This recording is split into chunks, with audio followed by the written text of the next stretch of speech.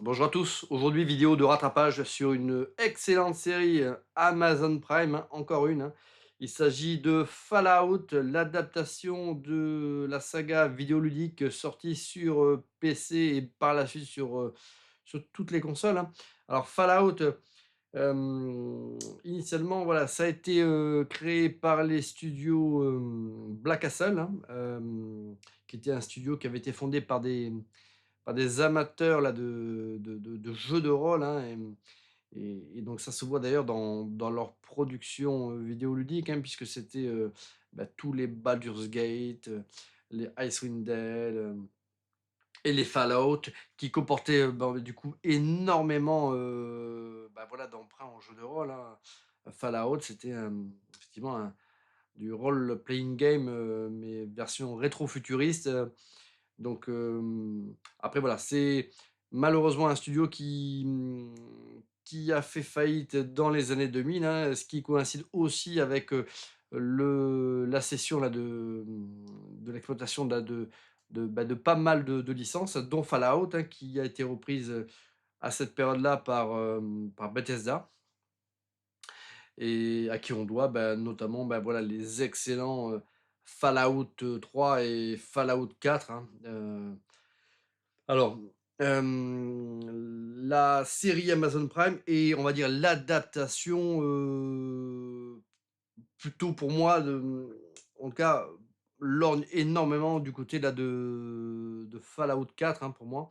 Alors Fallout, ça fait partie, voilà, des grosses sagas, heu PC, mêlant à la fois, vue à la première personne de type FPS avec, pas mal d'éléments là de jeux de rôle. Hem, voilà, on pouvait, customiser, ses armes, développer, hem, voilà sa ville. On avait plein de colonies sur lesquelles on avait, voilà, des exploitants. Enfin, il y avait énormément d'aspects comme ça là de farming, et voilà. Hem, Fallout, j'ai pas trop joué au tout premier Fallout. Par contre, j'ai particulièrement, poncé le 4, hein. Hem, alors c'est vrai que moi j'adore le côté bac à sable, d'un jeu comme Fallout 4, hein. Moi ce que j'adorais c'était, voilà, de m'émanciper là du scénario et puis de partir à l'aventure, de découvrir là tous ces, villes, villages dévastés, voir les ruines d'un ancien temps, combattre tous ces créatures, mutantes, voilà. Et puis, sur PC, c'est vrai que c'était, hyper cool parce qu'on pouvait récupérer là des cheat codes, avoir voilà, des munitions infinies, enfin bon bref. Moi, Fallout, je l'ai poncé, mais, et puis, pas mal de ces add-ons, mais également avec les cheat codes, et puis j'allais comme un ouf. Je me rappelle pas avoir terminé le scénario, mais franchement, moi, ce qui m'intéressait dans ce jeu, un peu comme un GTA 5, c'était vraiment cet aspect bac à sable, monde ouvert. Alors certes, quand ce jeu était sorti, il avait déjà un moteur graphique qui était un petit peu vieillissant par rapport à d'autres gros jeux, hein. Donc Fallout 4 de mémoire, c'était en 2015, mais déjà en 2015, le jeu avait été un petit peu, critiqué, par rapport au fait, voilà, que c'était un moteur graphique un peu vieillissant, et que, les effets graphiques étaient, commençaient à être un petit peu datés. Mais franchement, moi, ça me posait aucun souci parce que sur PC, ça restait quand même il restait quand même malgré tout, suffisamment beau, et surtout, voilà, et le monde était, gigantesque, il y avait énormément de choses à faire. J'adorais, certains add-ons, notamment, le l'add-on sur, le parc d'attractions, Nuka-Cola là. Enfin, c'était voilà. Donc Fallout, une saga vidéoludique, que j'apprécie énormément. J'ai pas fait tous les jeux, mais en tout cas, j'avais joué aux 3, et par contre, voilà, j'ai vraiment poncé le 4, et d'ailleurs, le fait d'avoir visionné la série, ça m'a fortement donné envie là de m'y replonger, puis, de remettre, voilà, mon exosquelette, et puis d'aller, mon exo-armure là, et puis d'aller défoncer là du mutant. D'autant que ils ont fait une mise à jour récemment là pour un petit peu, upgrader là les graphismes. Donc, voilà, c'est, bah, j'adore ce type de jeu donc j'attendais particulièrement la série parce qu'effectivement, derrière, il y avait quand même, bah, pas mal de grands noms, hein. Déjà le scénariste producteur de la série, c'est Jonathan Nolan, hein, le frère de Christopher. Donc lui, bah, voilà, c'est à lui qu'on doit, parmi les meilleurs films réalisés par son frangin, hein, notamment, bah, bien sûr, Interstellar et Le Prestige et même Memento, hein, et puis, bien sûr, la trilogie, Dark Knight, hein. D'ailleurs, on voit que quand les 2 frangins sont réunis, on a à chaque fois là des masterclass et quand Christopher, on va dire, est un peu, voilà, quand il est séparé de son frangin, finalement, on a des films qui sont plus bancals. Donc, quelque part, voilà, Jonathan Nolan, c'est vraiment, voilà, un super scénariste, quoi. Donc, le voir rattaché au prochain Fallout, déjà, on sait qu'on va avoir un produit, de qualité. Après, on avait également au niveau de la bande originale, Ramin, Djawadi, qui est Djawadi, excusez-moi, qui était, compositeur déjà, bah, sur des séries, phares, hein, comme, Game of Thrones, House of the Dragon, donc c'est un très, très bon, compositeur.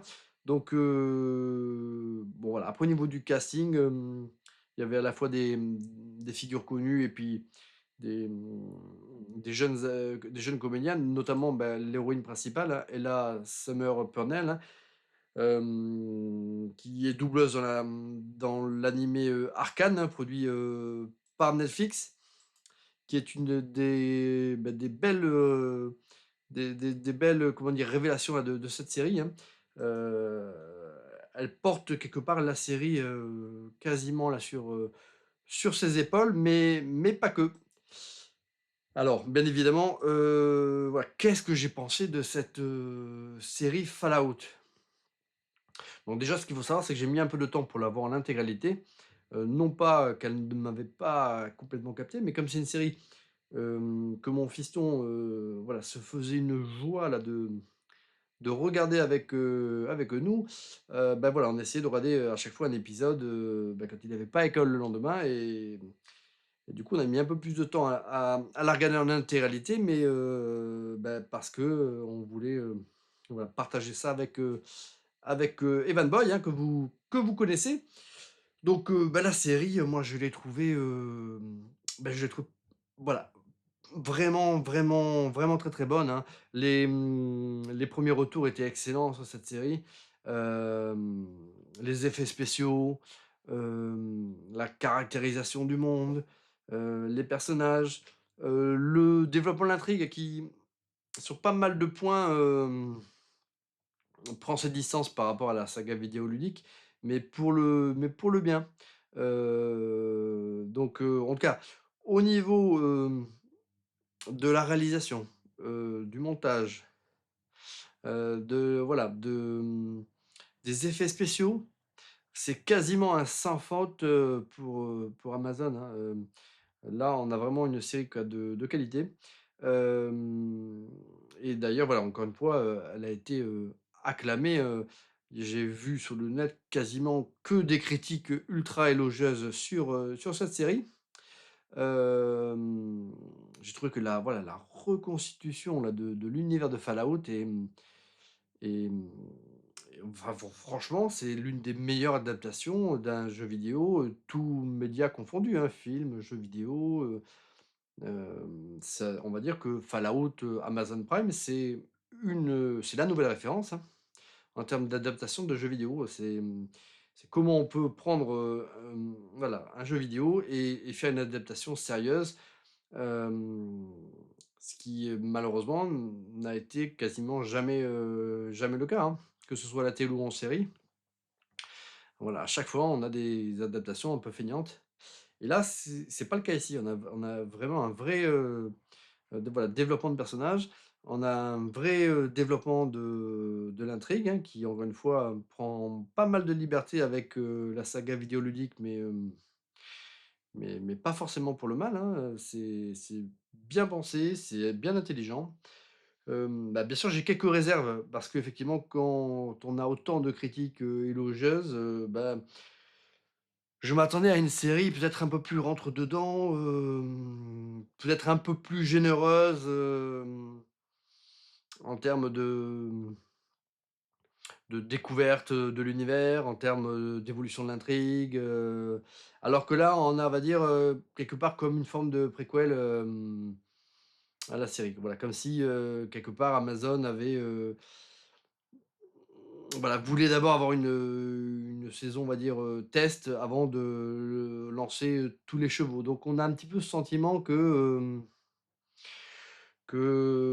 voilà, que le meilleur voilà, on nous l'a gardé un petit peu pour la suite, hem, avec pas mal, finalement de on a que 8 épisodes, mais voilà, on peut pas dire que sur, ces 8 épisodes, il se passe énormément de choses non plus. C'est une série qui a je trouve un ventre mou, un faux rythme. Donc, après voilà, qu'on ne s'y trompe pas, hein, moi je pourrais regarder un épisode de Fallout, comme de House of the Dragon tous les jours, hein, mais c'est vrai que en fait, comme on sait qu'il y a que 8 épisodes et qu'il va peut-être falloir attendre 1 an et demi, 2 ans avant de voir une saison 2, et beh, on a quelque part ce compte à rebours. À chaque fois qu'on voit un épisode, on se dit: «Ah putain, il restait plus que 4, plus que 3, plus que 2, plus que 1». Et il y a une forme de frustration parce qu'on se dit: «Ah mince, à tous les coups, ils vont nous faire le coup de nous faire un gros cliffhanger et puis, voilà, ce qu'on aurait aimé voir dans la saison 1, il faudra attendre la saison 2, pour éventuellement le voir». Alors, c'est pas le cas ici, hein, puisque le dernier épisode est ultra satisfaisant en termes, d'écriture, en termes d'informations, sur, voilà, sur les éléments là du background, notamment sur, l'intrigue, hein, ce qui a, déclenché cette apocalypse nucléaire. Donc voilà, un 8e épisode qui est, voilà, qui est hyper satisfaisant. Voilà, une, 1re saison qui, selon moi, est de très, très bonne facture, d'un point de vue formel, mais, qui manque, voilà, un peu de palpitant, voilà, il manque, voilà, un peu de péripéties, un peu de développement. Je pense que cette première saison aurait pu facilement être, réduite en 4 épisodes et ce que l'on nous promet à la fin de l'épisode 8, on aurait pu le raconter ou du moins l'amorcer, sur une deuxième partie de saison. Voilà, encore une fois, je pense que c'est, voilà, une série qui était quelque part en test, hein. Je pense qu'Amazon testait le potentiel d'attractivité de cette série avant vraiment, peut-être de lancer, voilà, heu, avant vraiment peut-être, de lancer la production. Enfin voilà, ils avaient peut-être un petit peu peur, d'engager trop d'argent non plus, dans un produit qui pourrait peut-être bider, hein. Donc, voilà, c'est une série de tests. Pour moi, c'est une 1re saison de test qui a fait ses preuves. La saison 2 est d'ores et déjà commandée. Voilà, j'espère que la saison 2 par contre, sera, voilà, un peu plus rentre dedans, un peu plus généreuse, en action, en créature, voilà, en développement de personnages. Après voilà, ce qui m'a pas non plus, alors il y a des personnages que j'ai trouvé excellents, hein. Donc, l'héroïne bien évidemment, bon, bah, elle, heu, elle f on va dire, c'est quelque part elle toute la série, porte sur son charisme, mais, voilà, mais pas que, hein. On avait également aussi, celui qui joue la Goule, c'est Walton Sanders Goggins. Lui, il est incroyable. D'ailleurs, c'est impressionnant, hein, quand il y a des scènes où effectivement on le voit dans le passé, avant qu'il se change en goule, et quand on le voit dans le temps présent, voilà, avec le visage complètement ravagé, on le reconnaît, mais on a l'impression que c'est pas vraiment la même personne. Enfin, ouais, il a vraiment énormément de charisme, cet acteur. Donc on a vraiment voilà, cette série-là qui tient vraiment sur ce duo, hein, entre, voilà, la Goule, interprétée donc, par cet acteur-là, et bien sûr, Ella Purnell qui incarne l'héroïne. Je suis un peu plus réservé avec, comment il s'appelle? Aaron, Moten, hein, celui, voilà, qui incarne, le personnage qu'on appelle, Maximus, voilà, que je trouvais vraiment, bah, parfois un petit peu agaçant, le personnage de Maximus pour moi c'est alors il a été écrit comme ça, hein, mais, voilà, j'ai un problème avec ce personnage pendant toute, la série, hem, voilà, je trouve qu'il manquait un peu de charisme, parfois j'avais envie de le secouer, de lui dire: «Voilà, réagis», voilà, c'est encore une fois, je pense que le personnage a été écrit comme ça, c'est pas un problème d'acting, hein, l'acteur, est plutôt bon, mais c'est plutôt le personnage qui je trouve enfin qui moi je le trouvais voilà, agaçant et finalement voilà, toutes les scènes qui lui étaient consacrées avaient toujours tendance un petit peu à me voilà, pas forcément m'intéresser, voilà, c'est un personnage que voilà, que voilà, j'avais un problème avec ce personnage pendant toute la série et quelque part même d'ailleurs le dernier épisode, hein, je globalement le parcours de ce personnage-là m'a laissé complètement de côté. Hem, j'ai toujours, des difficultés d'ailleurs un petit peu un petit peu à le cerner. Alors encore une fois, je pense que c'est fait exprès, mais voilà, c'est un personnage que j'ai pas spécialement apprécié là dans cette série. Voilà, contrairement à celui, ben voilà de Lucie, interprétée par Ella Purnell et puis bien sûr là le chasseur de primes, voilà la Ghoul interprétée, voilà par Walton Goggins qui eux, par contre sont véritablement excellents.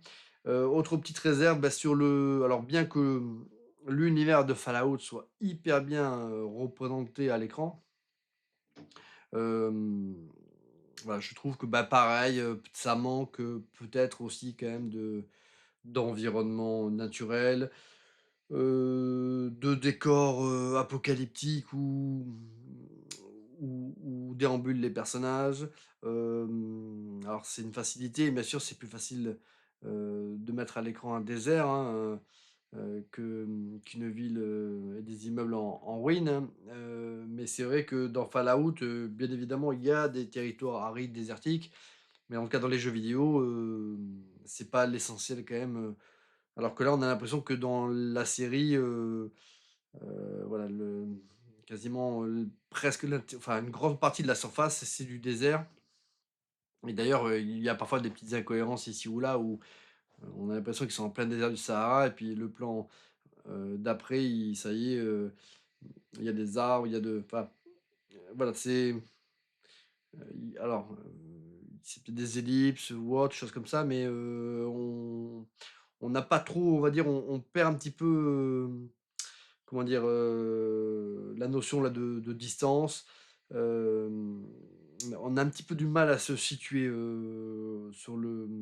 parfois sur les déplacements là des personnages et on perd un petit peu cette échelle de temps et de distance. Donc voilà, Fallout, c'est une série, voilà, en tout cas que je conseille. C'est sans doute la meilleure adaptation, voilà, vidéoludique, en tout cas, que j'ai en tête, hein. Parce que The Witcher, c'était pas ouf. Alors The Witcher, c'était un peu particulier parce que c'était également l'adaptation là de romans. Donc mais bon, globalement, voilà, on peut aussi considérer que c'est une adaptation vidéoludique. Mais en tout cas, dans les adaptations récentes, bah, voilà, Fallout, c'est vraiment ce qui se fait de mieux. Donc on a pris, voilà, quelque part, le meilleur là de Fallout et visuellement, en tout cas, c'est vrai que ça nous explose aux yeux et tout est ultra propre, hein. Hem, il y avait aussi un autre, point que je voulais soulever, hem, c'est, ce que j'aime dans la série Fallout et que l'on retrouve aussi enfin, ce que j'aimais dans les jeux vidéo et qu'on retrouve dans dans la série, cet aspect rétro-futuriste, voilà. Voilà, dans la série comme dans les premiers jeux vidéo, il y a eu un apocalypse nucléaire, hein, et suite à mais dans les années 50. Ce qui fait que, du coup, dans cet univers post-apo, Donc on retrouve énormément là voilà de, des éléments, de mobilier, d'immeubles, d'objets, rétro futu voilà des années 50. Donc il y a ce décalage entre l'aspect futuriste et l'aspect rétro et j'adore moi le ce type de SF rétro-futuriste. Hem, voilà comme les univers steampunk, mais là encore c'est encore différent. Mais voilà ce côté, voilà rétro-futuriste, années 50, dans le futur, et qui se mêle avec, des équipements aussi, bah, du coup, plus modernes. Je trouve que ça donne un côté, un charme, un côté intemporel. Voilà, parce que Fallout, c'est vraiment d'ailleurs une uchronie, hein. C'est que, c'est notre monde, mais dans les années 50, voilà, il y a eu cette apocalypse nucléaire et du coup, bah, voilà, tout le futur a été changé de la planète. Voilà, donc Fallout, je vous recommande, pour les amoureux là de SF post-apo, voilà, c'est génial. Pour ceux qui ont peur, d'une énième adaptation d'un jeu vidéo raté, en tout cas, ça n'est pas le cas et vous allez prendre du plaisir même si vous ne connaissez pas du tout le jeu vidéo. Si vous êtes amateur de jeux vidéo, que vous ne connaissez pas la série Fallout, c'est une très, très bonne porte d'entrée, pour après, vous lancer dans les jeux vidéo. D'ailleurs, les ventes des jeux vidéo ont explosé, grâce à la série Amazon. Fallout 4 a été, vraiment pour moi un chef-d'œuvre. Donc, je vous encourage fortement à vous jeter sur cet opus et encore une fois, si vous aimez les jeux de type bac à sable, hem et où vous pouvez faire quasiment tout ce que vous voulez et voilà, voilà, lancez-vous dessus et plutôt sur PC parce qu'avec des codes, des cheat codes, voilà, là, ça devient une véritable dinguerie. Allez, à bientôt pour une prochaine vidéo les amis.